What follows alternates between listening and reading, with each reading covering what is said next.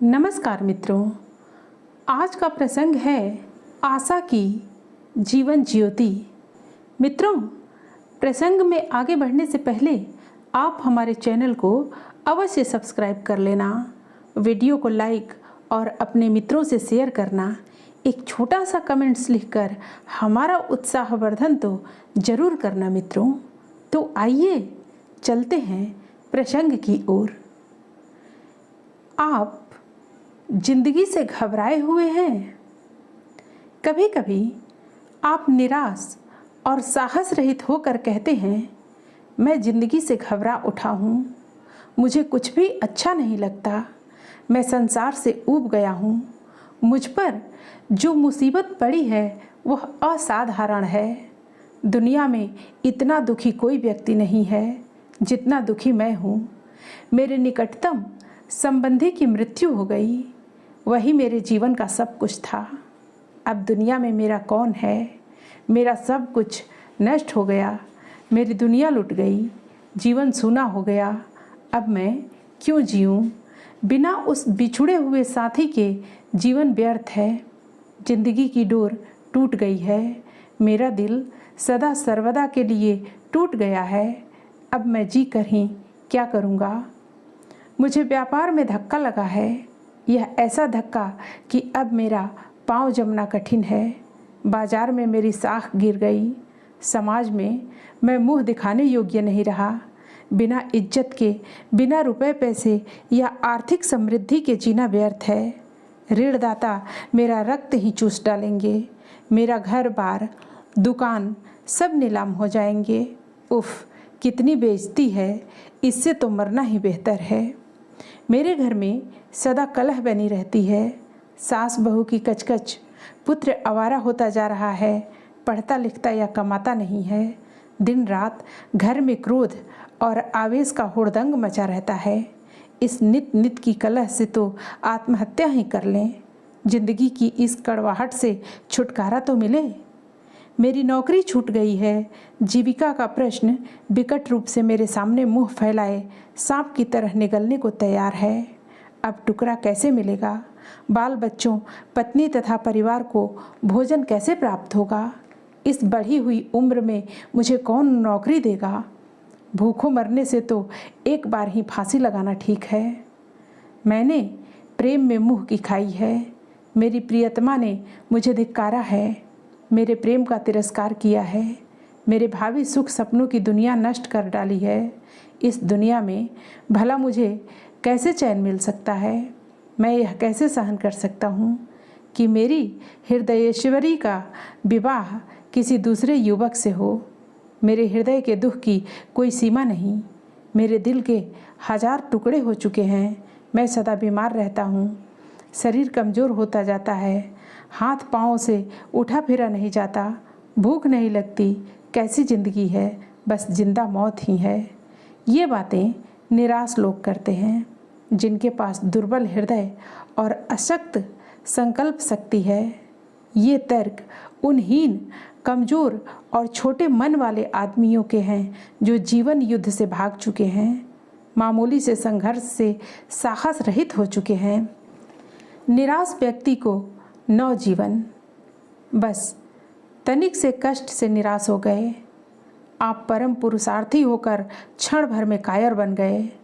आप कभी भी असफल नहीं हो सकते, क्योंकि आप जानते हैं कि निराशा एक प्रकार का क्षणिक काला अंधकार है जो थोड़ी देर में स्वयं ही हटता है। काले अंधेरे बादल फटते हैं और नई आशाओं की रजत किरणें फूटती हैं। रात्रि के बाद प्रकाशवान, दीप्तिमान, नया उत्साह, नई शक्ति और स्फूर्ति देने वाला दिन उदित होता है। चारों ओर नया जीवन फिर छिटकता है। संसार में कौन सी ऐसी मुसीबत है जो मनुष्य पर नहीं पड़ी? मनुष्य ने हर मुश्किल को आसान बनाया है, हर मुसीबत में वह पनपा है, हर विरोध को उसने परास्त किया है। किस बड़े आदमी ने कठिनाइयों से संघर्ष नहीं किया? दुख की काली छाया किस महत्वपूर्ण व्यक्ति, प्रसिद्ध नेता, लोकप्रिय धर्म प्रचारक पर नहीं पड़ी? ऐसा कोई व्यक्ति नहीं जो सदा जीवन पर्यंत फूलों की मृदुल सेज पर सोया हो।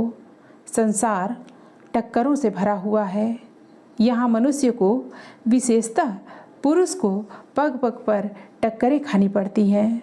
समाज की टक्करें, जाति बिरादरी की ठोकरें, परिवार की टक्करें, रोजगार और नौकरी की टक्करें।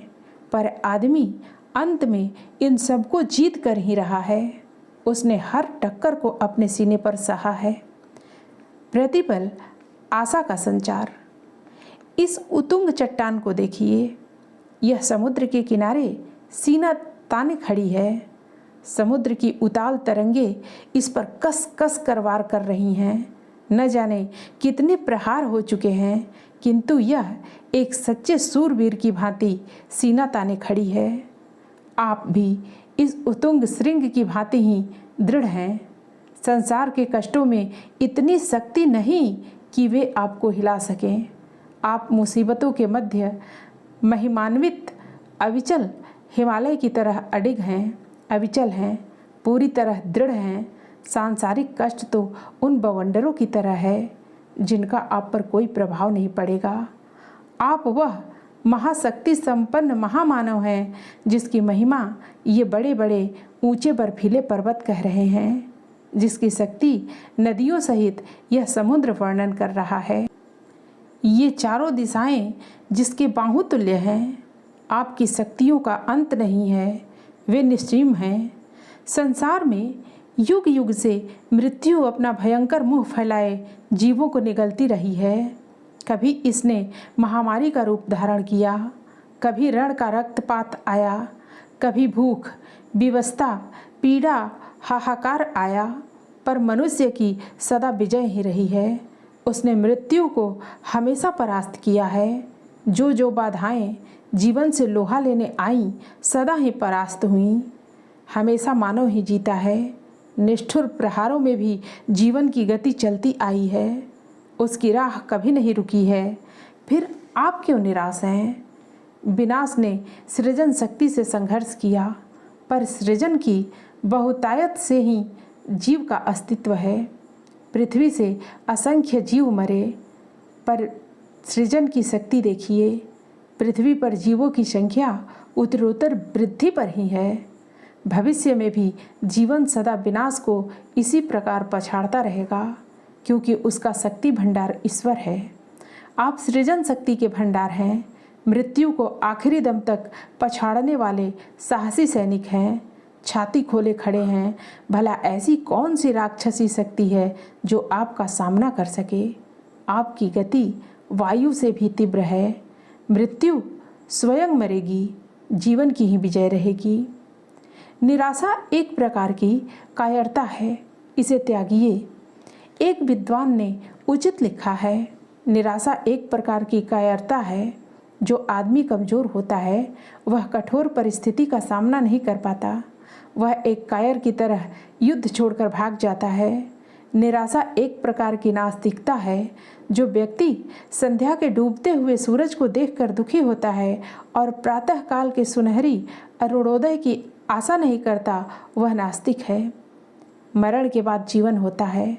पतझड़ के बाद बसंत आता है। ग्रीष्म के बाद वर्षा की सुखद सुहावनी शीतल ऋतु आती है।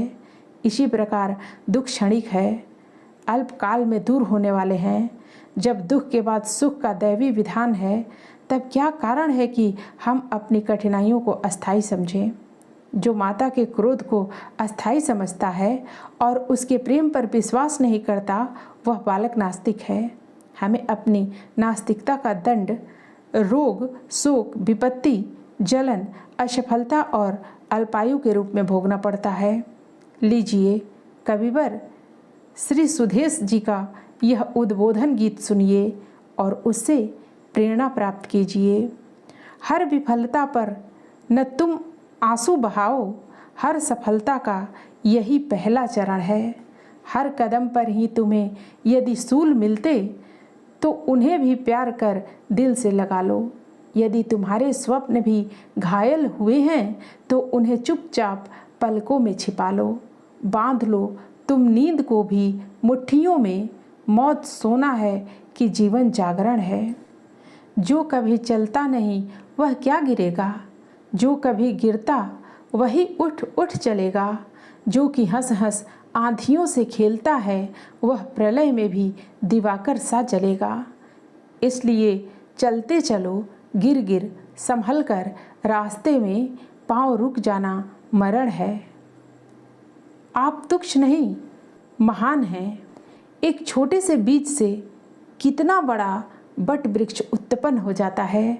छोटे से बीज को देखकर कौन उसमें छिपी गुप्त शक्ति का अनुमान कर सकता है, लेकिन उसी बीज से आश्चर्यचकित करने वाला दृढ़ और मजबूत वृक्ष बनता है, जिसकी छाया में न जाने कितने व्यक्ति विश्राम करते हैं।